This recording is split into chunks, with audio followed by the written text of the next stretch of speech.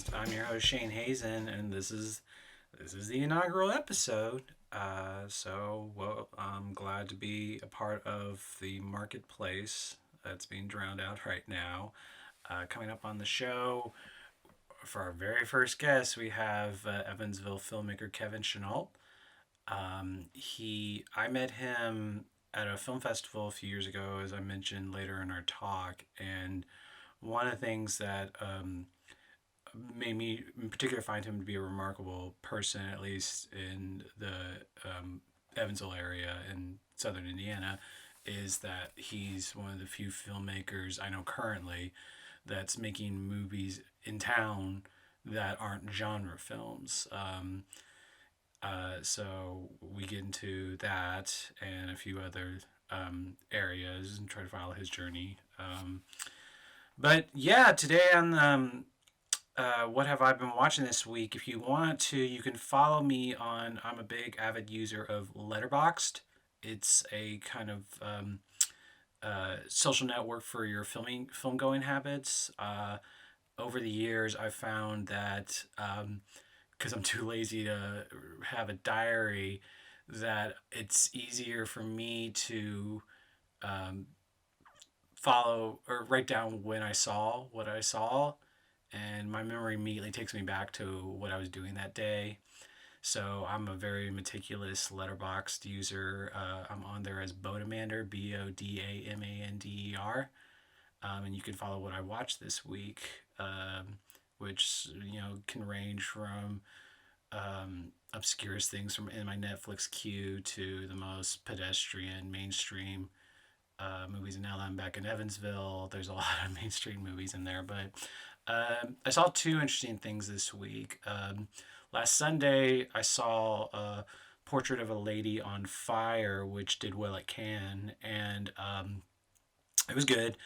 It was very painterly, and I drove to the IU Cinema to see it, which IU Cinema is a very cool resource, which I'm going to be utilizing a ton while I'm in town.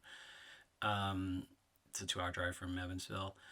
But beforehand, when the people's talking about it, name checked David Ehrlich's review of it from Cannes, and she mentioned some very insightful things about LGBTQ cinema, uh, nailing certain aspects of love stories better than straight love stories do anymore, and a lot of that's the compulsive need to be with somebody else, very specific, and I thought that was a very, very insightful line.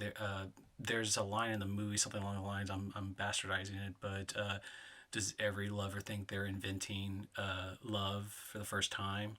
It's just something along those lines. But the other odd thing about the movie, though, is it's very leisurely paced, and I've been running into a problem the last 2 years occupationally. I'm a film editor, and something in my just film editor brain always wants me to make things go, it's not faster, just more economic. And a lot of it, I find it's just you want to make sure that you can't, a viewer can't feel the rhythms of a scene, just because then they start to predict the rhythms of a scene and they get ahead of it. And so I was constantly just finding ways that this thing could go faster. But the thing about leisurely paces sometimes, when they're deliberate and someone knows what they're doing, like notably like someone like Tarkovsky, is when payoffs happen, they feel more earned. And so the end of this movie is pretty devastating. So I highly recommend that. And speaking of long paced, the other interesting thing, Evansville is one of the only theaters or cities in Indiana that got The Irishman. We're approaching Thanksgiving right now, and we got a theatrical viewing of it right before it's released on nationwide on Netflix on Thanksgiving, and it was great. Some people were saying to see it in a theater, and unfortunately, a 3.5 hour movie in the theater. I thought the last 45 minutes or half hour were the most effective parts of the movie, and I had to pee so bad while watching this. But the other thing with Scorsese of late is I know this sounds kind of like heresy, but ever since he's been making those comments about Marvel not being cinema, I've just found myself not appreciating Scorsese as much as I should, just because, like, I feel like in my entire lifetime, we've always considered Scorsese to be like the greatest American filmmaker, at least, and I'm not sure that mantle's been true or deserved since at least Goodfellas. And but I mean, but again, you don't. I'm not trying to be unappreciative of a resource as amazing as him, and a lot of it's also just because he's so encyclopedic. A lot of us treat him as a just godfather of movies and what's good, and I just find myself, I don't know if it's like a scodding child to Scorsese being her father, but just rejecting certain things about it. And the Irishman, like I said, is good.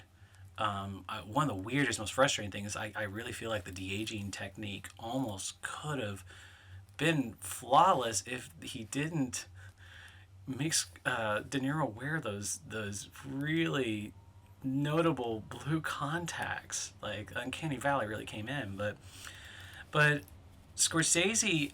One thing I really thought a lot of, and I also thought a lot of in his Marvel or annoyance with Marvel and saying it's not cinema. When you pair it, especially with his op-ed, you realize a lot of why he's saying it's not cinema is just because he thinks there's too many people working on it and it's not an auteurist thing. And for one, I'd argue that kind of gets rid of Pixar movies too. You'd argue Pixar movies aren't cinema by that definition. And over the years, as I've worked as a below the line crew member, as an editor, I've really come to not love the auteur theory as much anymore. And Scorsese, especially watching this movie, really struck me as being so beholden to it. So you have a $100 million production that's really obsessive with someone's ticks, and certain aspects of the auteur theory seem like they're remnants of post-war, mid-century obsession with writing the great American novel, but writing it on film. And Scorsese famously said that what makes an auteurist interesting are their flaws on top of what they're good at, and that just seemed really apparent to me watching The Irishman, just because it's such a great movie about someone reflecting on their mortality, but we've been familiar with Scorsese for years, and we've come to know what to expect from him, and maybe that's a good thing that you're coming back to a friend who's gotten the opportunity to make bigger and bigger movies on bigger and bigger canvases. But I feel like movies, the moving image, what's entertaining to people is changing, and there's times where Scorsese feels like he's backward looking more than forward looking, and maybe I'm being too hard on him just because Scorsese's a treasure that I'm not appreciating properly, but and all this to go around to say I did like the movie. I really did. It was the other notable thing I would point out about it is it reminded me of a mix of his last two movies, Wolf of Wall Street and Silence, or his last features, and it had that giant canvas epic, as particularly in the length, but it also had a pace that didn't feel boring, much like Wolf of Wall Street. So you had a plus 3 hour movie that felt like you weren't you everything was earned, and like it felt entertaining from start to finish, but also as the silence, it's reminded me of it was definitely more low key and meditative, and he wasn't trying to juggle so much or jingle his keys for us. He wasn't showing off. It was very much restrained, especially when you get to the end. And I mean, most everyone's going to have a chance to see it, possibly piecemeal. It's not maybe not in the full 3.5 hour sit like I did. At least most of us not in the larger markets, but currently. But yes, those are the two interesting things I saw this week.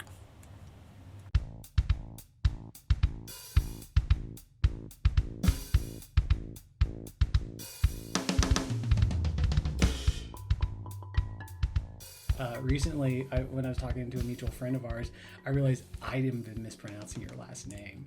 Oh, really? Yes. Yeah. How have you been? Because I've probably been mispronouncing it too. Oh, no, I was going to say, oh, yeah, I have the authority on it. You've been getting it wrong. Probably for 35 years. Let's not go with my pronunciation. Let's just go ahead and get into the record your pronunciation. So family's official. So up until this is funny that we open with this. Up until I say, probably 7 years ago, I've always pronounced it Chenault with a hard T. Okay. Like the Colbert thing. Right, exactly. Right. Yeah. And then I realized, I should probably start pronouncing it the way that it's spelled and the way that it would be sounded out with the silent T. With a silent T. And so I did this at a party once, and I was walking up to a party, and it was cold. It was in the winter, I think. And is this in town? Here in town, yeah. And I had a scarf on, and a bottle of wine in one hand. And I introduced myself, and I said, oh, were people around when you did this? Yes, yeah. And well, I mean, was there someone with you who like? Oh, yes, yeah. Like something like looked at you like who didn't warn me against the hilarity of the situation, because I didn't do it on purpose. It just happened to be the case, and I pronounced my last name Chenault, and I said, hi, nice to meet you. I'm Kevin Chenault, and the person said, of course. Then I looked down and I like you were offering him Grey Poupon, right? Yeah, and I had a bottle of wine and a scarf on. I realized, oh man. So where have you gone with it? Is it now? I've gone this weird middle ground where it's not exactly Chenault and not exactly Chenault, but more of a Chennault kind of pronunciation. So it's not just you; it's me and my pronunciation was this Southern Indiana bastardization. Never heard a French silent consonant ever. Okay. That's what got corrected. Was it Chenault? I think Chenault. Yeah, I kind of like a vaguely Indian, American Indian. Yeah. So I've heard. I mean, man, I've heard it every way you could possibly ever say it, and I'm never offended. I'm always grateful that people give it a try, honestly. But Chennault would be like the proper pronunciation of it. But, okay, is your family French? Yeah. Well, so interestingly, or maybe not so interesting, but I am the only person in my immediate family with the last name Chenault now. And right, and you'll catch me pronounce it multiple different ways, like I just did. I just kind of had a little soft T at the end. But are you an only child? No. My sister had the last name, and she was recently married, so so she took the last name White. Okay. But there are like some others with the same last name within our region over in like the Tell City, Indiana area, Tell City, sure, and Cannleton, and some of these really, really small towns. So are you from here in Evansville? Mm-hmm. What side of town are you from? North side / Jimtown area. Have we talked about that? We have talked about this before, not in a recorded setting, but yes, you were raised Jimtown area. So who which theater did you go to? Did you go to Showplace North? Did you go to East? Yeah, North. North. Yeah, Showplace North was a big. Were you around Big whenever deal. there was that one in Town Center? I forget when it closed. Because I remember seeing like Land Before Time there. In Town Center? On Diamond? Yeah. Wow, no. Yeah, No, I it don't was remember. long ago. But I mean, like, I don't I feel remember like theater there. I personally feel like I missed out on like certain theaters closed right as I was, and Showplace kind of took over. Like, so Ross, did you ever go to the Ross? No, but I mean, I feel like it was in like around my time I could have gone. But Right, I feel like it definitely, because my first film that I ever saw in the theaters, well, sorry, that's not true. Is this the first one you remember seeing? I don't remember the first few that I saw, but my mom just recently told me, maybe within the past 5 to 10 years. It's funny how that's recent now. It's like, oh, recently, the past decade. Sure. She told me that for the longest time I thought that my first film in the theaters was House Party. And which is not age appropriate for a 7-year-old, which was whenever I went, yeah. And my sister took me to the Ross, and we saw House Party at the Ross. Maybe I'm misremembering this Land Before Time thing was at Ross, but Ross is out on Washington though, right? That's right. Yeah, it was right there, Washington and Bakey. I don't ever remember going there. Yeah. I don't remember, but. Yeah. So, what did you think was the first movie you saw? I thought it was House Party, and I thought it was like whenever I was 7 years old. House Party made a big impression. Half of the things that happened in that film, I had no idea what I was watching, and it was so not age appropriate. Right. And now that I have a 6, almost 7-year-old, I'm like, God, what? My sister took me to see House Party? Like, that's crazy. How much older is your sister? She is. At the time, she would have been like 18. So, yeah. So she was in that age group that was, and she probably thought it was funny or cute or whatever to, Sure. to take me. And House Party would have been like 90. let's see, I was 91 6 or 7. So, 91. Yeah. Okay. Yeah. Yeah. Wow. Good. Yeah. Good deduction there. Yeah. Yeah. Yeah. So, but then I found out that it was actually Ghostbusters. Which is a much cooler first movie, except I don't remember a thing of it. The original Ghostbusters? Yeah. Not Ghostbusters 2? No, the original. But and the reason the reason why I don't remember a lick of it is because I was an infant.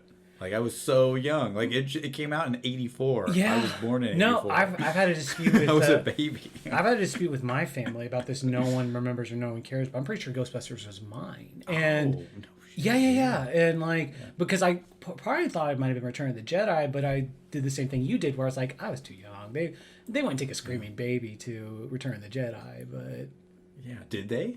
Did they take know. a screaming no, baby to Return? The distinct thing with Ghostbusters is it was the scariest movie to me, and I from what I remember, which how memory gets rewritten so many times over the years.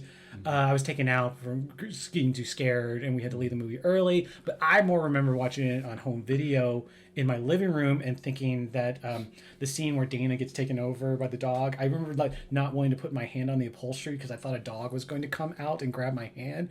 Or I kept looking. We'd watch in the living room. I kept looking in the kitchen, thinking I was seeing red dots that were going to come in. Stuff like that. Yeah. And the bathroom scene, was that in the first one or the second one where she's in the bathroom? Second one where the baby's getting the ghost comes in from the outside. Yeah.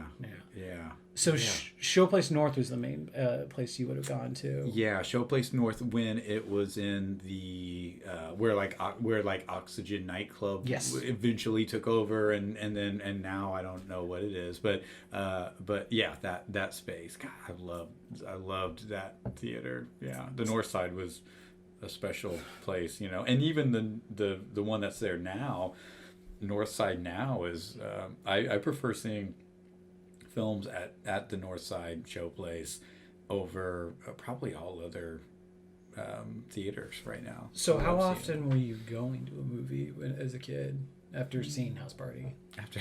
Right, yeah. Once I saw House Party, and it changed my life. Never changed. Never went back. Never went back. No, I think that I loved going to the movies. You know, it was always like going with friends, and they were, you know, antsy to you know, get out of the movie theater and go do something else or whatever. You know, I never wanted to leave. You know, I always wanted to. One of my earliest dates that I ever went on with a girl was the Mario Brothers movie. Do you remember that one? Oh, I saw The that at Showplace North too. Dustin Hoffman, I mean, not Dustin Hoffman. No, Dennis Bob Hopper. Hoskins and John Leguizamo Yeah. and Yeah, wasn't Dennis Hopper in that too? yeah, no, Yeah, he plays Bowser. Yeah, whatever man, it would have been the a name is. much funnier movie if Dustin Hoffman played Bowser. I but- remember. I can't remember what's her name's. She was in Pump Up the Volume, but she played the princess. I had a huge crush on her at the time. Yeah. Yeah. Right. Yeah. Yeah. So that was. You went on a date. I went on a date to that movie. You know, and I could have stayed, you know, 2 hours longer and watched that movie. I loved that movie. I thought it was so cool. And it was like, just, you know, I don't know how well it holds You up should. now. I don't think it holds up, but you should look up. There's an amazing oral history on how that movie was made and why it was made. Yeah, it's really amazing. But Yeah, was it just like Nintendo Yeah. forcing it to happen kind of thing? well, not even forcing it to happen. They just used the models at the time of like, this is what's working for us right now, and then slowly went off the rails. But Yeah. it just with people they'd hire. But Nintendo's an interesting company from a like business standpoint. You know, it seems like they haven't tapped into their properties being like well, that's being the whole. made into films. I was gonna say very the video well. games in general, like, you know, Yeah, the true. general consensus is that Edge of Tomorrow is the best video game movie, and it's not a video game movie. It's not a video game. Like Right. it's like it's hard to get the appeal, and then there's the weird crossover where, yeah, but Yeah, but now video games are looked at as you know, on equal footing as cinema, or at least with a lot of people. well, you know, especially I with mean, a lot of the crafts and God, going they're, in. Yeah. I mean, they're amazing works. You know, I haven't gotten into that as much as what, you know, others have. You know, but like my younger brother, I mean, he loves to be immersed within that world, and I totally get the appeal because it would make a lot of sense why I would like them, because Right. I never want to leave a movie. I mean, I want to stick around. I want to. You know, I'm hungry for that experience and for those characters and that world. I would just want to live in that world forever. You know, I'm totally down. So- And that's why virtual reality, like, You're not into. no, I mean, I think I'm too into it. Like, I think Oh. I would be the Ready Player One. Have you messed around with it yet? Do creation in? You know, not creating anything within it, but I think that it is dangerously addictive. Like, I just love it. Like, I would be the person who never left the house with the VR headset on and would like eat and sleep and shower, and probably not even shower. You know, why do you have to shower? Do a VR shower. If you're in a VR world, yeah. Yes, artificial water is on you. Yeah. Right, yeah. I mean, I think that I would be that person who would just love that space, you know. I mean, even more so if I didn't have kids, probably. But, you know, but unless they are in the VR world too, which is sad. So Sad wait, to think about. so when the movies around this time you're starting to get into, were they kind of the stuff, the blockbuster stuff, where the visual effects were a big component, or what was what was the first movie you acknowledged a filmmaker behind it? Not even by name, but just noticed like someone made this. You realize, or there was a technique behind it. Yeah. I don't know the exact film, but I didn't like, I hadn't been exposed to like what we would think of as, you know, true cinema, you know, Well, or like art house cinema, or whatever that Sure, might, sure. you know, those terms might be kind of thrown around, but I don't think that I started really understanding that that there were people behind this, and that there was a vision, whether it's a singular vision, you know, like we were speaking about it at dinner, you know, that whole, you know, is it an artist's vision? Is it a collaborative effort? Right. I mean, I don't think I didn't acknowledge that until way late in my, you know, understanding and excitement and interest in film way later, and so the films that I liked and enjoyed going to see were were Mario Brothers, like Titanic. I mean, I loved Titanic whenever it came out. Oh my god, it was so good. It just blew my mind. It washed over me. Honestly, maybe that. I don't even think then. I don't even think when Titanic came out, I really understood what, I think maybe that was like right before I started wrapping my head around, oh, there's people behind these things. There's an artistic vision there. It's not just a company making it, or there's an artist at work here. Maybe around that time. Let's rewind back again. According to your bio, you sound like you were kind of a skate kid going into, and that was mainly your gateway into it. Were you? It was for sure, yeah. Or were you one of those people like the Spike Jonze template is obviously the go-to here, but were you someone that just got into the making of and then started branching out from there? Mm-hmm. Like you started learning later, like learned stuff afterwards, but more you were just doing. So I didn't.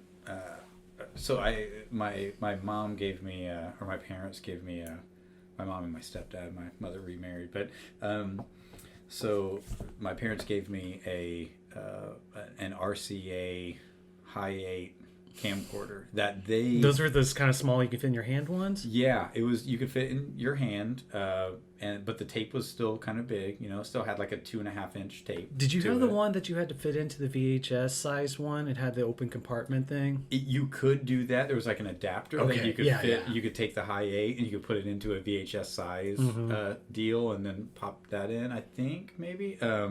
But no, this was a much smaller tape. It was like a 2.5-inch, 3-inch tape, and they, they gave this camera to me, and they were like, please be very careful with this, because my parents were not. This wasn't the family camera; they just gave it to you. No, it was a family camera. Yeah, it was like what we filmed, like Christmas and Thanksgiving and stuff like. Not Thanksgiving. Who films Thanksgiving? Christmas and stuff like that.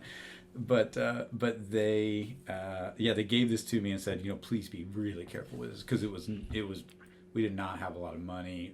The fact that we had a camcorder was a big deal. None of my friends had camcorders. Like, their parents didn't have enough money to buy camcorders. We were all just kind of these like little hood rats that we didn't have nice stuff like that. And so the fact that my parents, said, hey, here's this camcorder, you can use it, but, you better bring this thing back, kind of thing.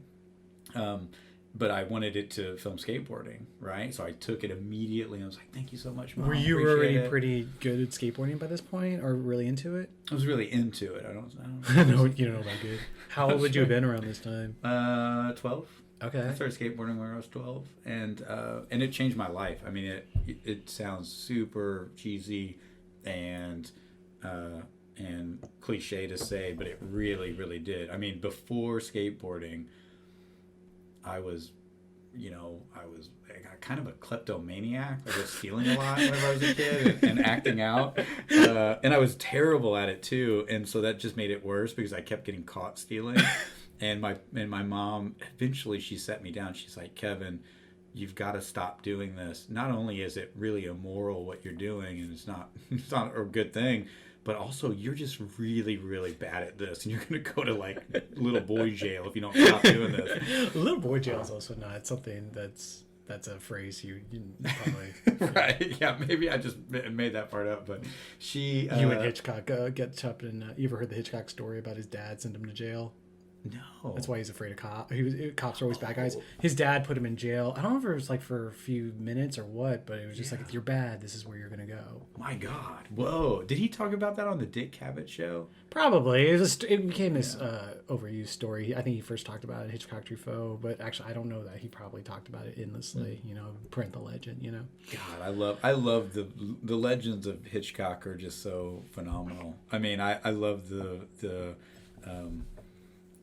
cattle quote or whatever. Oh, actors being cattle. And then I think he was asked about it on the Dick Cavett show. And did you watch this on YouTube? Yeah. Dick Cavett's been putting a bunch of stuff up on YouTube. It's good to watch. They're so great. I love those interviews. They're phenomenal. But I think he was asked about it on the Dick Cavett show, and he said, no, that's not true at all.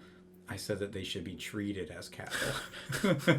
And so it just adds to the lore of it. But what an amazing but we could talk about Hitchcock for an hour probably. But I like Hitchcock, but so your mom is telling you you're a kleptomaniac and you're bad at stealing. Yes, I'm bad at stealing. You're going to little boy prison. I'm going to go to little boy prison, which I did go to, actually. I spent 3 days at what was called the YCC, which is the Youth Care Center. Oh, wow. Here in Evansville. And it was terrifying experience. I mean, it like really... This is around 12? It was 11. And 11. Oh, before the video camera came into play. Yeah, and before skateboarding. Yeah, and skateboarding like changed the whole game for me. Because I was really interested in people, Sure. And I was really interested in different people and people who would like there were kids in the neighborhood who were much, much older than me, and I would go and hang out with them and not really older, much older, 17, 18-ish. Were they the skaters? No, Okay. they were more like kind of just really up to no good as far as like what they were doing on a day-to-day basis. Okay. And a lot of there could be documentaries made about these groups. Minding the Gap, best documentaries. Right, yeah, for sure. And these, so those were like, that was my friend group, and for fun they would just, we would just go around and steal stuff or break into cars. And Where'd you go to school? Hopped around a lot. Okay. But I went to north side schools mainly, so Stringtown to Delaware, and then Delaware was elementary school. I went to Evans Middle School, went to North High School, and then to Bosse. Oh, okay. Yeah, so I made my rounds a little bit, but it was, I was really interested in people, and I think that I just wanted to be around these kids who were older that were just different. They thought in a different way than what I thought. And so that got me wrapped up into doing some stuff that was just not smart. Breaking into cars and thinking shit like that. thinking a way that's not good. That you Right? Yeah, very much so. I was just attracted to just different ways of thinking. Okay. So it didn't matter if it was good or bad. If it were negative, it was almost more interesting to me. So I would like gravitate towards groups of kids who were, like this one kid, for instance, had a giant gash on his leg and he had all these staples in his leg. I mean, big gash. It was like from the top of his thigh to the back of his thigh, wrapped around like a C shape, I had this kid who took the skin in between his pointer finger and his thumb and he pierced it in front of me, and like I remember like that with like an earring or something. I want to say it was a safety pin, but Whoa, but do you remember that like Yeah. that age where it's like it was weird, like self mutilation, like just I don't know if maybe it was a specific timing too, where like people would have really disgusting. Well, even like my best friend's sister pierced his eyebrow with like a warm safety pin. Right. Yeah. A friend of mine pierced my ear, which I still have this little thing, and it's like way low. And it's like but one of those kids I'm talking about, in that friend group, loose term there, because it wasn't. It was more like I was like an embedded documentary filmmaker. I just didn't have a camera, and I didn't know anything about film, and I didn't even know that documentary filmmakers existed. I just wanted to soak up this. I just thought they were really interesting. And then skateboarding came along and just blew it out of the water. It just, without me noticing, it totally shifted my focus on hanging out with these groups of kids who were, taking me down a path, or I was following them down a path that was just really not safe and healthy, to, oh my God, I can focus on this. And there's music involved and punk rock music. And then there's this video element, and oh my gosh, what is this video element? What was the first things you were shooting? Was it just tricks or like tactile stuff of like who could do the most impressive? Pretty much. Tricks. So the camcorder was given to me, and of course I immediately set it on the ground. And we filmed ollieing over it. So immediately I'm just trying to push the boundaries of like. When you watched it, was it cool or was it pedestrian? So cool! It looked so cool. At least to us at the time, it looked so cool. But I really wasn't that interesting in filming. I wasn't that Sure, interested in but filming. I actually like I would borrow my parents' camera and then hand it off to someone else most of the time. Like I wasn't even that interested in the camera or the camcorder so much until we were about 16, or I was 16 and our group was around, the average age was 16, and we started filming skits. That was the game changer for me. Okay. It was like, oh my God, there's, this is fun. This is really exciting. And setting up the camera and not even setting up, more like just holding it on your, in your hand, because it's just a little camcorder. Did you cut in camera, or did you? Because when I was doing that, I remember we mostly cut in camera until we tried to put the two VCRs together, and we'd cut that way. But for the most part, it was like you stop and the emotion, and yeah, that's how we did it. And then we there was RCA jacks from the camera that we could run into a VCR, and then we would be able to basically select edit that way. So we would just, like, the way that I would do it at home was just queue up the clip on the camcorder and then just record it onto VHS tape direct into the VCR. Ah, so you were doing the two VCR ways, but you were using minus one VCR. Yeah, but I mean, you were using a player and a yeah. recorder still, though. Right? Yeah. Do you have any? I've just always been fascinated with the audio visual link between skating and filmmaking. Have you done a lot of thinking on this, of why people go into it? Yeah, I don't know. Spike Jonze is amazing. Harmony Korine. There is so many examples of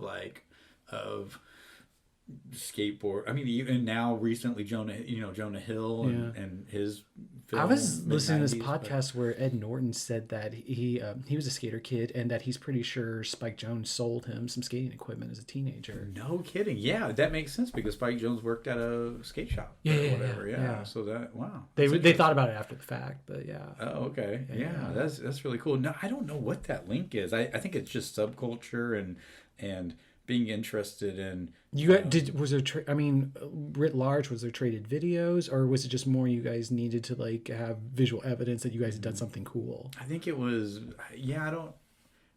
I'm sure there was a certain aspect of that, like visual evidence and archiving and that whole archiving thing that just human beings love to do. Like, I want to document this I want to take a 35 millimeter still of this, or now it's I want to post it on Instagram, or make a TikTok video about this, or whatever it might be.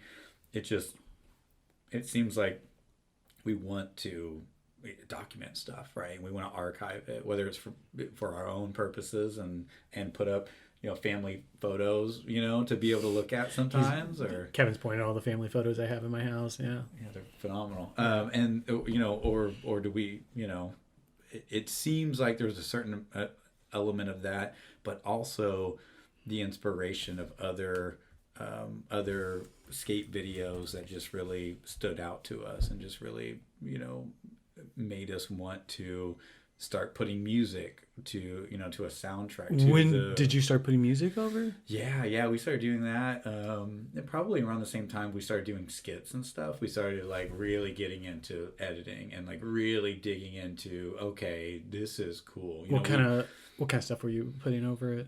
Well, we were, at the time we were we were probably playing putting some blonde redhead track on it, mixed with a US Bombs track, mixed with US Bombs is where I thought you were going more with this. Right, the blonde redhead threw you off, maybe. Yeah. No, well, I kind of we went to the same shows at the same time, but we didn't really.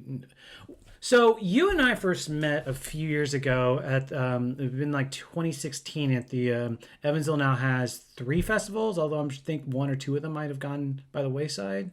Yeah, right. I think the Alhambra's not. I don't know if it's still going. I don't think it is. But we met there, and I remember our mutual friend told me that you were a guy who had made some features in Evansville, which I think I was at a dismissive point where anytime someone said someone filmed in Evansville, I just assumed that they'd made some really, zombie movies with sound and camera, and that, not just unwatchable stuff. And That sounds a lot like the Blair Witch Project, by the way. I haven't watched that movie. I bet that holds up. But anyway, speaking with local filmmakers, but Yeah, right. but Right. then my friend was like, you've made 4 features. 3, 4. Young Islands, Different Drum. So technically, 2.5. So Lottie, the most recent film, would be the third, but it was cut down from a 60-second 68-minute. Yeah. Sorry, 60-minute feature to a 45-minute. I got way too excited. You have the 3 credits on IMDb. That's right. Yeah, but that's actually not up to date. That Lottie is technically not a feature anymore because it was chopped down to 45 minutes. It was chopped off at the knees. But it was funny because Lottie was the one our mutual friend said, like, you can see progression in quality and you were figuring stuff out. Because I've only seen your second one, Different Drum. Oh, right. So, but how... Thanks for watching. It's on Amazon Prime still? Yeah. Do you want to plug where the other ones are available now, or are they available? If you were to Google Young Islands, which is plural, I think it comes up on, there's some sort of streaming service that it's on, indie film something or other. Yeah, I'm honestly not sure, but it's out there somewhere. Yeah. So I guess the question is, well, how old were you when you made your first feature? I don't know. Can we pull up IMDb? Yeah. What is that? Yeah, well, your credit is 2011 with it. 2011. Yeah, so that would that's like late 20s. Yeah, so 8 years ago. So 20. It would be 20. Probably 26, I guess. Well, what actually, God, that sounds so weird to even look at that and think that, because to me in my mind it's like, oh, I was 17 whenever we did that, but really I think that's the impression you've given me too when we've talked in the past about it too. Maybe I lied to you. No. So well, I guess my next question was the link between your skating videos and what it took to like get the chutzpah to make a feature, or much less. We did start out. You were like, we're making a feature, or like were you filming stuff to? So interesting. So there is a film other than this one, which it really was like kind of film school boot camp, kind of learning how to edit, learning how to use a camera, learning how all these things that you experiment with, and it was called Sunday Won't Wait. And so that's actually not listed on IMDb, but that was the first film project. You finished and that that? was, yeah, it was finished. Because the way you first started talking about it, I was like, oh, Maybe it's just sitting out somewhere, but I had to finish well, there's a it. lot of people with either unfinished shorts or unfinished features. I just can't. I didn't even think of it as an option to like not finish it. It's like the whole obsession skateboarding, like, hyper focus on it kind of thing. Previously it was stealing things and not doing that very well, and then went to skateboarding and obsessed on that and maybe didn't do that very well, and then transitioned into filmmaking and obsessed on that and maybe didn't do that very well, who knows, but the obsession is still there, but yeah, that first feature, it was a feature, but it was like a 9-page synopsis that I wrote, and it turned into a hilariously enough, or maybe not, but it was a 9-page synopsis that turned into an 1.5-hour film. So if you could imagine how lengthy some of those. I can imagine. I'm sure you can. So wait, is this obsession? What was it? It wasn't technical stuff you were obsessed with. Was it like how much fun you were having while you were filming? Were you in this? The first feature. Yes. One scene. One really. Yes, I was. 2 scenes, I think. I was in it. I was stabbed in it or something. Like there was a scene where this character stabs me, and with a little pocket knife thing, and so it was a short-lived scene. I was a random character that just popped up out of nowhere, and I shaved my head in a bathroom. And it sounds like a Gomo scene or something, but I shaved my head. I didn't shave my eyebrows like the character from Gomo, but I shaved my head, and then like took a shower or something, and then the next time you saw my character, I was being stabbed to death. So it was like a very random Well, killing. how I do don't you know feel how that. how do you feel about the quality of the movie now? I haven't seen it I haven't went back and watched it in a really long time. It's probably just only on a hard drive that's just floating around my house right now, but it'd be really interesting. I mean, I look at it really fondly, like almost as like a snapshot in time, Sure. and like because Well, even my great friends directors and, do that with their movies that like considered masterpieces. They're like, I don't want to watch it. It's at best it's a snapshot. Yeah, right. Yeah, and I think I mean to me that one it's almost like a yearbook image or a snapshot in time. But I was much younger, so thinking about Young Islands as being the first feature film, but that being released in 2011 is a little misleading because Sunday Won't Wait was a few years before that. It was 2 years before that, so that would have made me like 25. So I would say 25 was whenever I first started doing anything. Were you just hanging around? Did you go to school anywhere around here, or did you? No, I dropped out of high school. Okay. I'm a high school dropout. I was so much more interested in skateboarding. Like that was my thing, and so the skateboarding and like making those scenes where because at the time I wasn't really interested in holding a camera anymore and shooting anybody skating. I much preferred You'd rather a DP do it for you. Right. Yeah. I'd much rather a good friend of ours grab the camera and do their thing.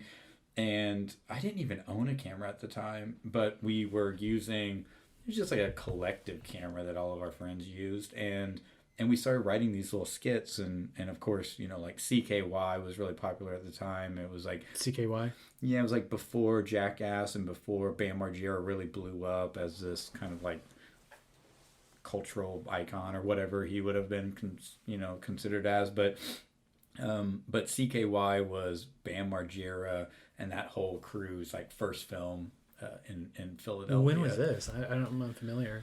Gosh, I'm not sure what year that was, but it was. I mean, it was a really in the skateboarding scene. It was a really big deal because it predated Jackass. It predated all that Jackass kind of style stuff. It didn't predate the Big Brother like magazine and those Big Brother videos, which really solidified Spike Jonze and really solidified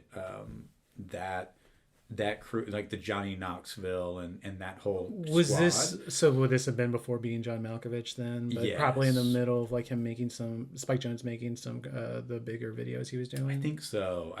Yeah, because CKY was not related to any of those people. Sure. I mean, they overlapped later, but yeah, they overlapped it with Jackass. So with Jackass, excuse me. That's Yeah. So it was interesting. Did this circulate through? I mean, was it zine culture? Was it VHS? You guys bootlegged with each other? Definitely VHS, and it was skate shops.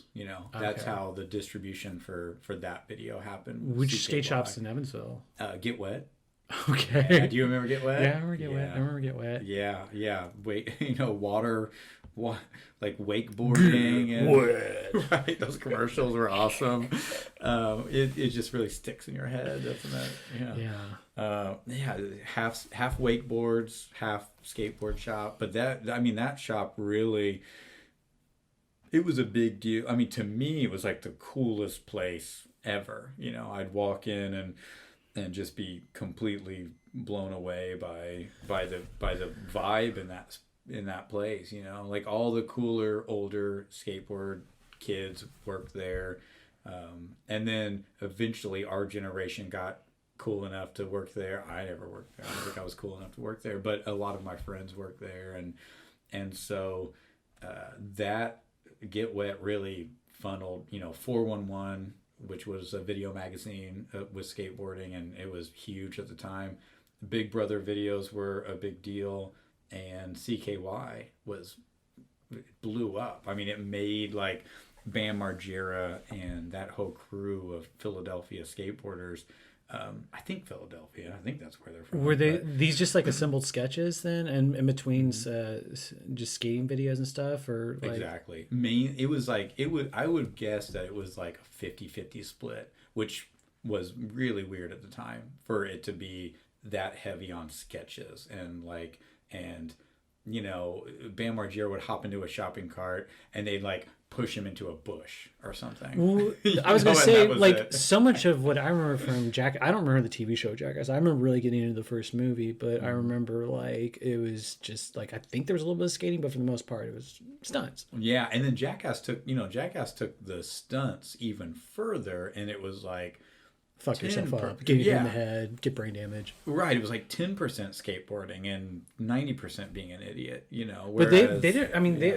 their And sketch, eventually got to the point where it was like 100% being an idiot. but and they weren't nothing really to do with like skateboarding. their sketches were more kind of like you know, Spike Jones is a grandma or something like that. Oh, right, Or yeah. I mean, they didn't really. Did they have any like designed like like set based stuff or anything like that? No, the CKY, or you mean the CKY? Yeah. That was, Or Jackass too. yeah, I don't, you know, and Jackass, I'm not really sure because I didn't get too huge into that, but the CKY sketches were not elaborate, like at all. Like they were not, What was usually in funny about or detail. good about them? The music and the characters and the you know, and they weren't even, you know, I'm sure they were putting on some sort of a character, you know, kind of facade before they started filming, but they, you know, and some were full on fictional characters that they would just make up and like go through a drive through and talk to the person at the McDonald's or something, you know, and it was just the combination of the music plus the I don't give a fuck attitude that they had. Plus we were hungry for something that represented like our generation of skateboarding, which, you know, kids represented the 90s generation of skateboarding I guess I should say the early 90s version of skateboarding. And then we represented 94. the later version of the later 90s version or the early 2000s version. But we kind of bridged that gap there because if I started skateboarding whenever I was 12, it would have been 96. So, right? Age 84, 12. Yeah, totally. Right? 96. Yeah, 96. So we were like on the later 90s kind of edge of it, and Kids was phenomenal. Like, man, Kids was so cool to us. It slapped us in the face and it did not make us want to like move to New York or anything. It did not make us want to like, you know, be like them at all or be like Casper or what happened. You know, like that film is to me, that's a real cautionary tale of excess, you know. Even, I don't know if Harmony Korine meant it to be that, you know, or not. It was just accidental, but, you know, it did not make me want to like live like that or anything, but for some reason CKY and that style, we didn't idolize them, but we wanted to make content similar to that. So were you starting to then just take the stuff you were writing and expanding it and making it or were you starting to connect sketches and things like that together too? Or yeah, we never really wrote anything, but we, you know, did you guys come up with characters? Yeah, we came up with characters, but we did a lot of it like just on the fly. Like we would just improv stuff, and our whole idea was we were going to make this tape, this video, and then we would put it out on public access because someone told us like, oh, anybody could go on public access. Right. You could put anything on it. And we're like, oh my God, you can do anything you want on public access. Let's do it. Let's make our own show. So we called it The Show because we thought no other shows mattered other than ours. What is public access in Evansville? Was it WNIN? God, I don't know. I don't know. Maybe it might have been. It might have been WNIN. Well, I mean, was it? Which there's no way that they would let us on, and it's so controlled. And I've seen public PBS, access elsewhere. yeah. I just never saw it here. Like yeah, I don't know. I mean, we didn't even. There was a channel that I don't think it was PBS because PBS actually has shows.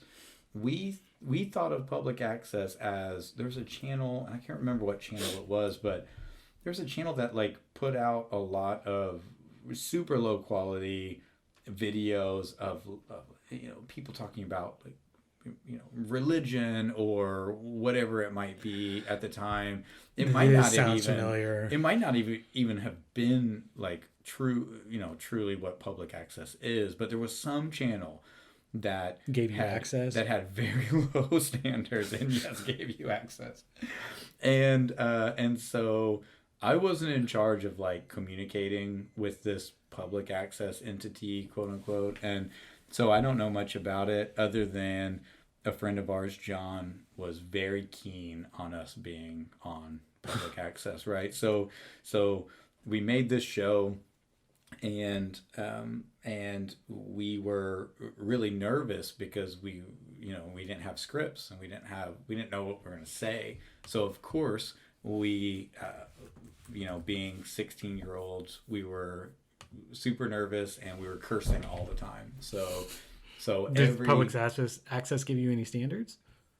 They didn't, but they had them, and the standards were you can do whatever you want except anything profane. So you can't have profanity. Well, the Supreme Court's definition of pornography is when you see it. So that's right. Right. What does that mean? Yeah, it's a little vague. If there's 7 words, what are you gonna do? Yeah, is that a Carlin thing? Yeah, the 7 words. Yeah, So they wouldn't let us do it, I guess. And so the show died at that point because, of course, we were 16 and we got distracted by some other shiny thing at the time. And so I guess I just assumed you were older whenever this came around. No, it was 16. I think, or 15 or 16. But it was short-lived, and then.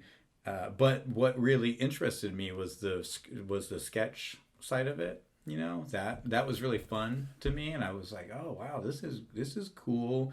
And I like the idea of filming stuff other than skateboarding. I still love skateboarding, but I enjoyed the other stuff more than what I enjoyed actually filming skateboarding. So it kind of sparked something. What's the pathway between the end of high school and your first feature? I guess. God, that's a. It seems in Is that a broad question? No, well, it seems in retrospect it was so condensed, but it really wasn't. It's interesting to look at dates. Hence, you trying to do the math in your head and being like, was it that long? Yeah, and to look at dates and go, wow, it was, 25 before I started actually filming stuff. And then what the hell did I do between 17 and 25? In the meantime, I dropped out of high school. I got my GED because I just the idea of going to like one more class basically killed me. And at the time I had like a lip piercing and like I think I had a mohawk or something, and the principal at Bossy told me that I had to take out my lip ring, and of course I used that as an excuse to drop out. And I was like, oh well, that's it.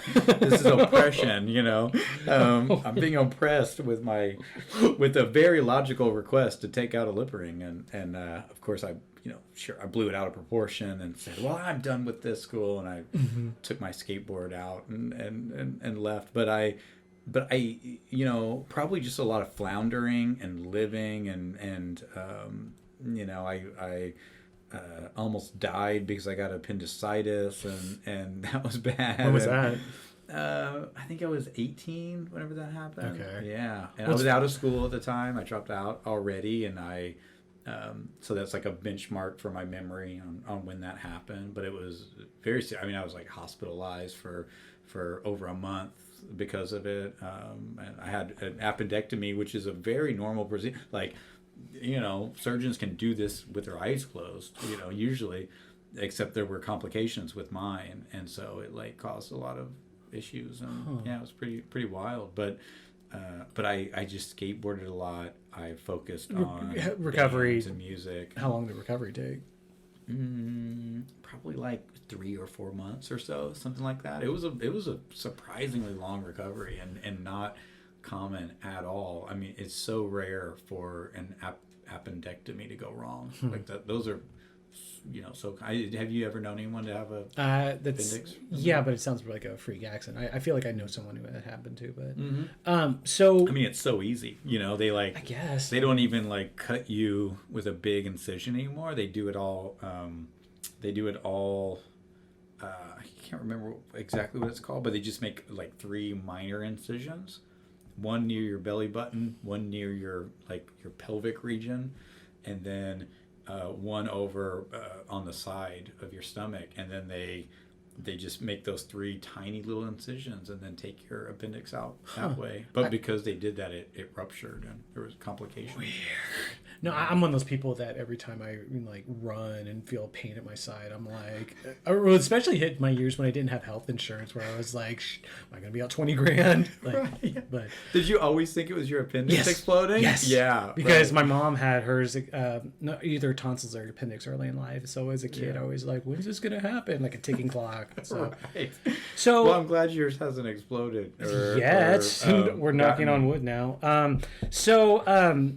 Amongst your group of friends, like, you know, whenever George Romero made Night of the Living Dead, I don't know if there was like a coin flip, but somehow it emerged he was going to be the one that directed. How amongst your group did you become the guy that was, I'm mainly the one shooting, I'm the one, or were you writing anything, or if you were writing the stuff down, or you were the one that was going to put it together afterwards, or? Yeah, that's such a great question, because that it's awesome that you brought up Night of the Living Dead. I never heard that story. So they did I don't know if it's a little flip coin, but like all of them were kind of co-equals at that, and he ended up being the one that I don't know if he just spearheaded it or they really just kind of ceded control. But yeah, God, I love that film. That's one of the greats. I secretly, not so secretly, I Night of the Living Dead has been in every film that I've made so far in some capacity, either on a TV being watched by a character, or being played somewhere in the background. Like I mentioned, the only one I've seen is Different Drum, but I remember you pointing out to where it was playing in Different Drum. Yeah. And it's public domain, so it can do that, right? It is, and I felt so. There was actually an email correspondence with George Romero's manager. This was before he passed away.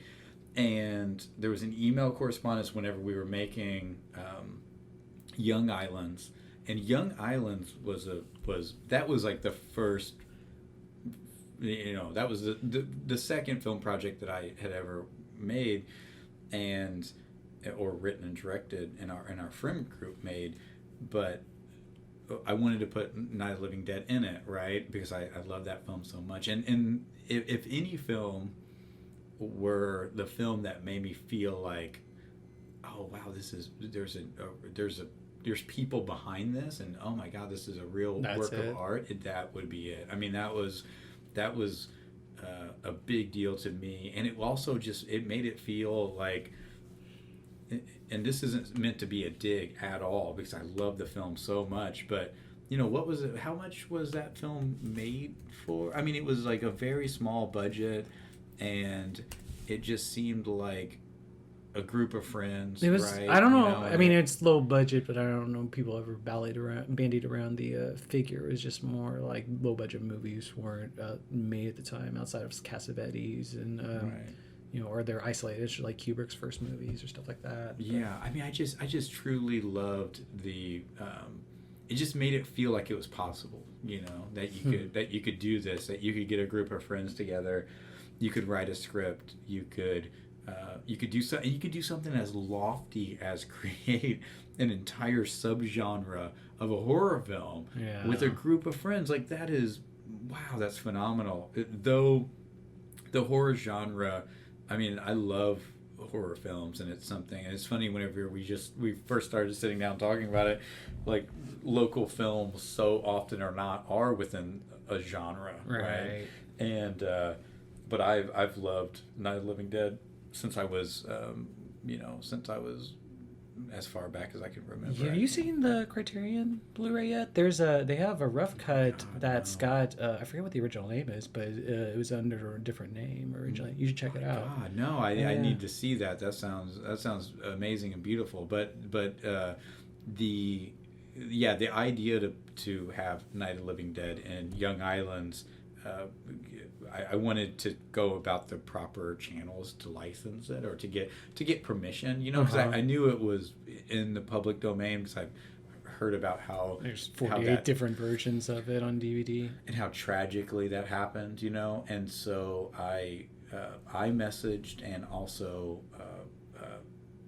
our producer on Young Islands Lavender Timmons, who's a friend of mine who helped on so many film projects. Oh wait, no, sorry, shit, she didn't produce Young Islands. That was Jill Nellis and myself. But so Jill and I both reached out to the manager of George Romero, and like the way that we found the manager's contact was really funny because we dug through, like, there was some sort of comic book that was released at some point in time through. Yeah, Alex Maleev is a Marvel one. Alex Maleev drew it. Okay, so if we're talking about the same one. So then that was being sold online somewhere, and so the place that it was being sold was some sort of e-commerce store. Was it called Empire of the Dead?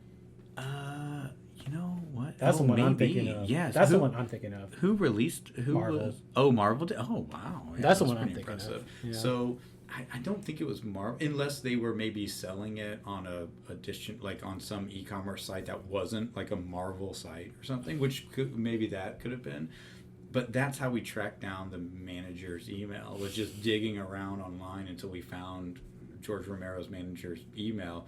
And so we messaged him about it. We said, hey, we want to ask for, Mr. Romero's permission to show it. And I think we even clipped out, just like the little 30-second shot of how we represented the film, how we represented Night of the Living Dead in our movie, and gave them a synopsis and all that stuff.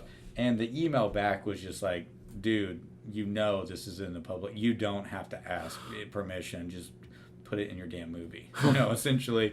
And then I emailed back saying, no, we want to ask if it's okay, and if he doesn't want us to put it in there, if he like, was part of this to like get him to like look at all this stuff, at least to get it on George Romero's desk. Well, that wouldn't have been a bad thing, right? So, but if he would have said like, no, fuck you guys, I don't want my movie to be associated with this movie in any way, shape, or form, then we would have taken it out, no problem. But then they never replied, so we went with the first response and said, okay, we can just do whatever we want with it. Have you ever seen Night Riders? No, I haven't either, but I read something recently about it where it's a great essay where they were talking about it having the ultimate George Romero's punk rock ethos, basically, of not wanting to go to Hollywood and wanting to be a local filmmaker and do it for the purity of, at least that was a synthesis of the essay, but it just seems like it overlaps with some of the philosophies you were talking about. So, do you think that George Romero had that punk rock ethos of he clearly didn't wanting to be, or do you think that he tried and just kept getting burned, and he wanted to be in Hollywood, in the Hollywood system, but the Hollywood system just would not kind of give in to what he, because Land of the Dead, I mean, that was wasn't that that was a studio. Oh no, he made studio movies after this point, but it was just like he was very much into the making studio movies on his terms. So, right. So yeah. I mean, like he wasn't going to be jumping at joy to direct a disaster movie in the 70s or something with a big budget. So what do you think? Why do you think it is that some filmmakers can navigate and the system and some can't? Like Quentin Tarantino. I mean, that dude has navigated. He's releasing films on 70mm prints, like forcing theaters to go back in time by 40 years and retroactively. But I assume it's a combination of making people money and politics and being able to navigate people too. So, but I mean, in his case, he's. It's a combination. He's making people money, and his movies are demonstrably people are proud to be making. So they want to keep making movies for him. And George Romero, it's that constant fight between high and low art that, especially in the 70s and going up even up until the last few years, is like up until the internet got really big, was people really had hard distinguishing between high and low art. Like they were like whenever someone was like, no, I'm making high art, but I also have fart jokes or something like that. And George Romero, do you think his story is a sad story? No. You don't? Do you? Kind of. Why? Yeah. Do you think Night of the Living Dead just being, anytime he spoke about it, it seemed like it just really took over his career. Yeah. I mean, well, it took over his career, and also he wasn't able to control it. You know, there were like so many different companies releasing that film, and you know, he wasn't able to. Not that it's about financial reward or whatever, but he wasn't able to really monetize that and put that back into a production company that would then, you know, hire the same crew back to Right. do sequels and to branch off and to do whatever else it I might mean, be. I if he don't didn't know. feel It's happy still. about it, then sure, I think it's not a good thing. But I mean, I think there's periods where he seemed like he had some happiness artistically, Mm-hmm. and you know, he just maybe he didn't want to have. I mean, I'm sure everyone has those ambitions. Every filmmaker has those ambitions to. Anymore, I don't like the you know, flying too close to the sun metaphors that Kubrick was really big into. Like I like lately, I've been thinking more about the person that makes stuff that's true to themselves, that doesn't um, compromise itself. You know, Mm-hmm. especially as like the market right now is just, I don't know what's happening to the market right now. Mm-hmm. Yeah, it's a weird time, right? Right. I mean, it's a super weird time with Netflix. Which is You the know, streaming services online. Yeah. I mean, most of your movies have you played a few festivals where they played online mostly. Mm-hmm. Yeah, they played. Yeah, they've. I mean, we were really fortunate to team up with a distribution company to release Different Drum. That was cool, and that's, you know, why it's on Amazon Prime and available on iTunes and you know, in all these other areas, which is really cool. Did the same thing happen with Laddie, or No, it didn't, and mainly Because of the not the feature? time, right? Yeah, mainly because of that. But I don't know if it would have been, anyways. You know, it's I don't know. I'm not sure. I haven't quite, you know, cracked the code on kind of what the next step would be. You know, Well, every time I hit you up about your next feature, right now you've been really busy with the day job is Blackstrap Media. Mm-hmm. Blackstrap Media. Yeah, yeah. Do you like- Blackstrap. Do you want to talk about Being that's in your the company? You advertising founded, world. right? Right. Yeah. And did you found it by yourself? Yeah, well, I was, you know, of course you know, I was complaining about my day job to my wife, but it was my then girlfriend, and I was complaining about filmmaking, and you know, talking to her about, well, I just want to, you know, get enough money to make films on the weekends. Like that's all that I wanted to do, was like, you know, save money, make films on the weekends. And I was complaining to her about that, and so she said, "Well, why don't you just make video content for businesses? Why don't you just do that?" And of course, I was, you know, I was in a mood, so I said something like, "Oh, you don't understand. This is art, and that's commerce. That's and a it's that's a different." good natural first reaction or first thought. Yeah, it's definitely not uncommon, I don't think. But then 2 weeks later, or whatever, however long it was later, I realized that she was absolutely right. You know, like, yeah, why not try and do that? So Blackstrap Media started because, you know, we were making films under the name Blackstrap Pictures, and then Blackstrap Media was just a natural evolution of that. Okay. And so the idea was to make video content and commercials for businesses in the same way that we had been creating feature film content, which did not happen. When did But- the company would you guys switch over to the media portion of it? 2015. Oh, yeah. okay. So not even that long ago. Yeah, no, we 5 years old in January. Well, what's funny Yeah. is if anybody in Evansville sees a movie at Showplace Cinemas, you've seen Blackstrap in front of it. You guys. It's funny. Every movie I see, I was like, Kevin. Yeah, that's cool, man. Yeah, does it look good? I wish the mastering on it was a little softer. They play okay. it so loud. Oh, really? Well, you know, there's always the trailer problem where Yeah. trailers are mixed louder, and so Yeah. you got to turn it. So I mean, and Right. the movie starts, but Yeah, shit, that might have been our bad. Then maybe we need to take another look at that mix and. Well, And tone how it down a expensive little are bit. your outputs? I mean, are you gonna give them all new stuff? Is it worth Right, it? yeah. Are your clients unhappy with it? Yeah, I don't know. It might just be you. It's probably So just maybe, me. So there we go. right, yeah. Yeah, maybe. Not yeah. fancy technical enough for you. Guess not.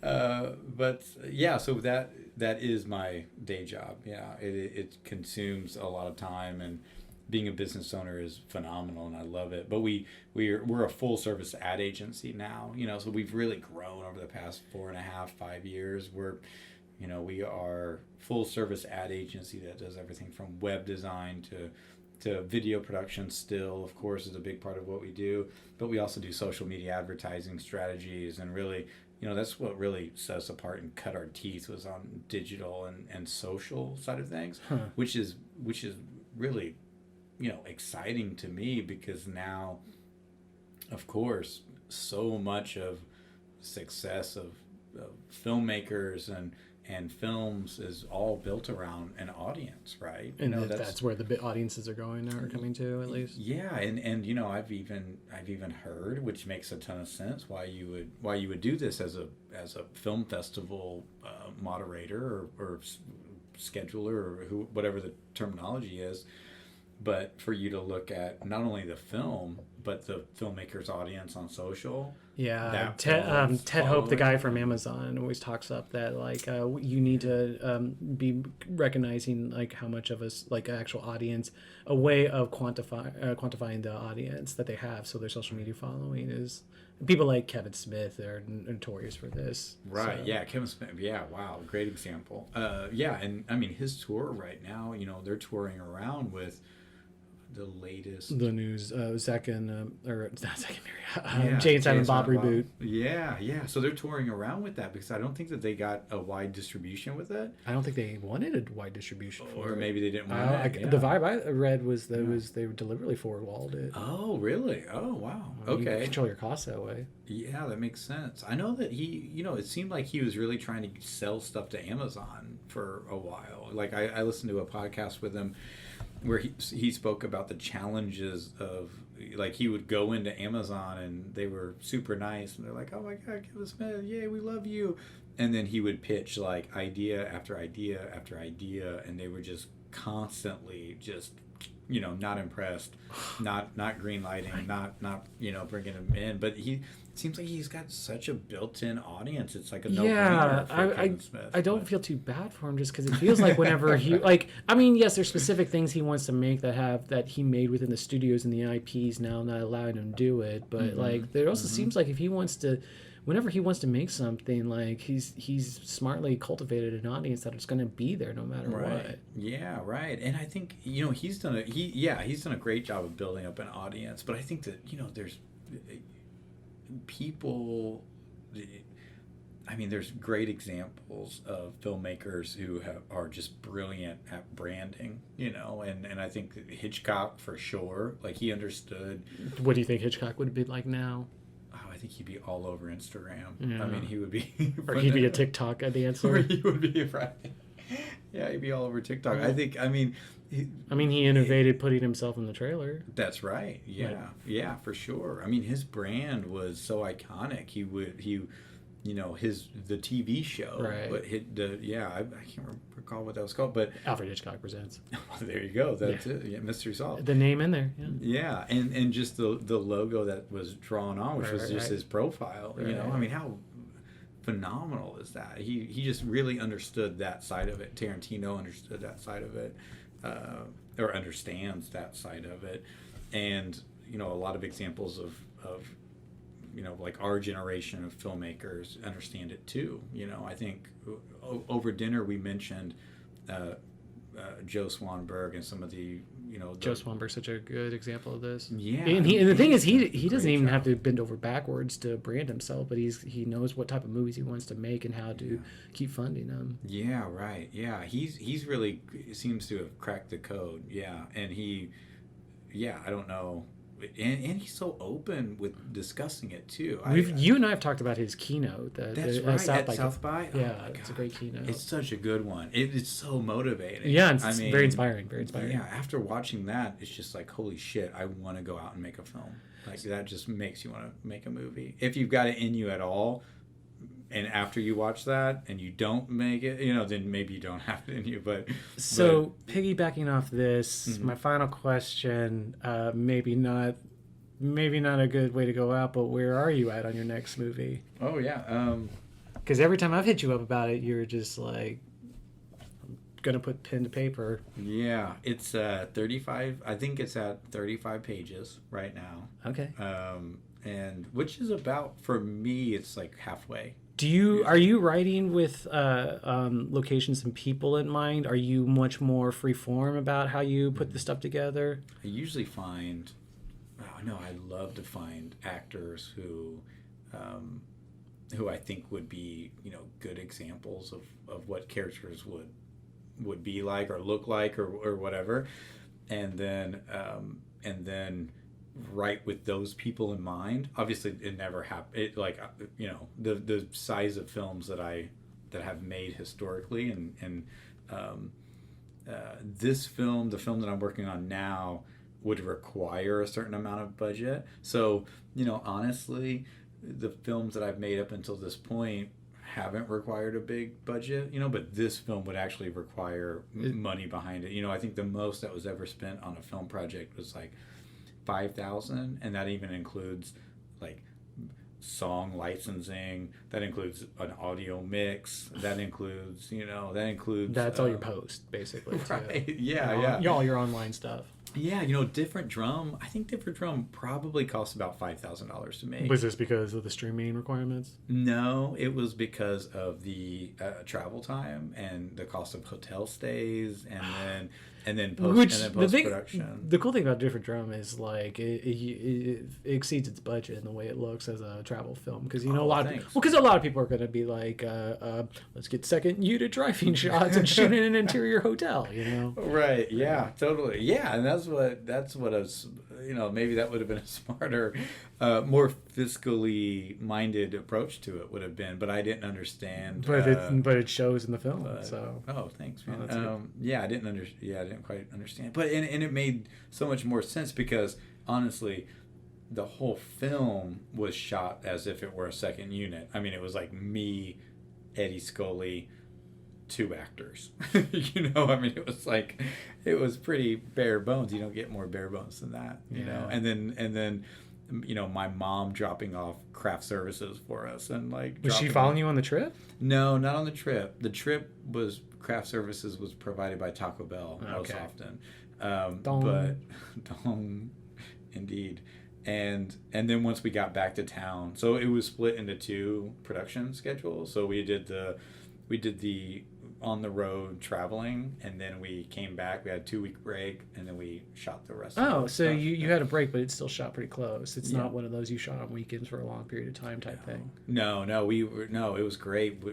Everyone involved. Eddie was on like a extended leave. It was before Eddie Scully was the cinematographer on that film, and it was before he had moved.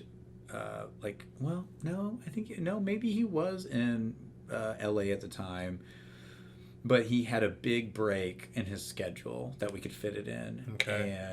And that usually is how we actually made film. So like, he was a cinematographer on Different Drum. He also we shot some short films together, one called The Strangers, and then he shot Lottie as well. He was the DP for Lottie, which I still need to see apparently. And I need to send you a copy of it, because it's not available anywhere online, we need to put it up. But he usually would fit production in between a break that he would have. So Lottie was filmed on a holiday break, on like Christmas break, essentially. It was a 2-week production, and we shot it pretty quick, 2 weeks, and then we did some a few pickup shots that myself and Lavender Timmons, who was a producer on it, we just shot it ourselves, and we did like 2 scenes maybe outside the scope of the Scenes, not like just like pickup shots. Yeah, we did 2 full-on scenes. Yeah, yeah. It was just me. It was just her and I, and so I was in front of the camera, and then she was like, pushing record and also operating boom, and then I was doing the slate, and so yeah, it was yeah, we really pulled that one together, but I can't remember where we were going with that. Oh, the 2 different production periods with different drum. Yeah, it was split into 2 different periods of time, and it was nice because the whole, the crew and the cast, which there weren't many of us, a handful, but everyone was able to take off extended periods of time. Like Zach Zent, who is in the film, he quit his job to come out and film with us. Isabella was in school. She also took like, a total of 4 weeks off vacation. It's not like anybody got paid very much. Like there were, a little bit of compensation here and there to kind of help ease the pain. Pay for Taco Bell. Yeah, pay for Taco Bell to help ease the pain of taking off for so long. And then Zach Zent got his job back after he got back into town, which was cool. They hired him back. So he quit. They wouldn't let him off for vacation. He quit to make the film with us, and then whenever he got back, they hired him back on. So it was cool. All ends well. And he still works there too, which is funny. He works at the Knob Hill, which is a restaurant in Newport. Okay. Yeah. So Kevin Chenault. Yeah. Chenault. Chenault. Do you wanna brand yourself and put out your online handles or anything you'd put on Instagram or? Yeah. Kevin Chennault or Chennault. The Instagram is there. All that. Are you on Twitter? Twitter, yeah. I tweet sometimes. Okay. Yeah, every once in a while. Last tweet. What was the last tweet? Oh, just the other day actually. It was about Joker crossing the $1 billion mark. What do you think? What do you think about Joker? By the way, we don't have another hour. We don't have enough. My definitive thumbs up, thumbs down. Thumbs down. Whoa. The easiest quote I can tell you is I pulled up some Alan Moore quotes from when he wrote The Killing Joke, and he just talked about how fundamentally silly character the Joker is, and you shouldn't be applying all these real human psychology and grimness onto him because he's a character that's so fundamentally silly you can't handle it. Oh, wow. So the movie, for a movie that's superficial and really deeply juvenile, which it's a very well-made movie, which is kind of undeniable, but it's a deeply juvenile movie. What do you think about the performance, Joaquin? Oh, Joaquin Phoenix? Oh gosh, who needs him anymore? I mean, do we need another Joaquin Phoenix? He is now hit. I don't know if Daniel Day-Lewis is really going to retire, but it seems like he's taking over that mantle where you got to stop what you're doing every performance he does now. It really does. Yeah, it really does seem like. Why have we forgotten about Daniel Day-Lewis? I mean, because he says he's retired. Yeah, it seems like people have not even. I was just listening to a YouTube video where I think it was Collider maybe, and they were talking about the greatest actors, and they were talking about the greatest actors of our time. And they didn't have Daniel Day-Lewis in there. No, they were just talking about Joaquin Phoenix being the greatest. Yeah, and but how much of that? So surprised. How much of that is clickbait short-sightedness? Where you're probably a lot of it. I mean, so much film writing, film stuff is so short-sighted right now, and just with very little history and historical perception. So what are you gonna? Yeah. What are you gonna get from that? I mean, I think. Yeah, if Daniel Day-Lewis is not in the top 3 or 5 greatest actors of all time, I mean it's a real shame or a very questionable top 5 list. I would say. Well, do we need to make a list? Can't we just enjoy the performances? That's an even better way of looking at it, isn't it? But I do like to make lists. Well, cool. Yeah. Well, Kevin, I think, are you good? Or to quote the Mark Maron ending, are we good? We're good. All right, man. Thanks for coming back. Hey, thanks for having me. Yeah.